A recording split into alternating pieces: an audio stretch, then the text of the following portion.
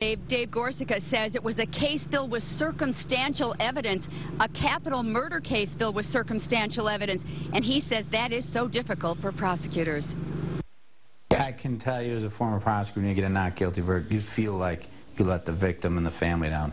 In this case, I guarantee you they feel like they let Kaylee down. Former Oakland County prosecutor, now defense lawyer Dave Gorcyca says there is no question the verdict today will go down as a low point for the prosecutors, who he believes did the best they could with what they had. He says with no confession or witnesses or solid DNA, they didn't have much. We, the jury, find the defendant not guilty. Probably the most difficult aspect of the case is the ME stating that the cause of death was homicide but undetermined. So you didn't know and couldn't prove as a prosecutor to the benefit, which inured to the benefit of defense, well, was it a drowning or was it a suffocation? And we won't know. And Gorcyca says people who watched and listened today as he did need to understand the jurors have to rule on the evidence they heard during trial, and only that, and nothing else. I bet you $1 million that the jurors, if they're talking to either the media or the lawyers and or the judge, that they're going to say,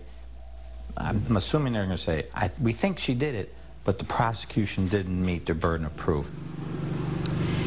And Gorcyca says, once again, jurors can't rule on a gut feeling or anything they feel, only on what they heard. Of course, because of double jeopardy, she can never be tried again, and also the prosecution cannot appeal. Reporting live in Royal Oak, I'm Cheryl Choden, Channel 7 Action.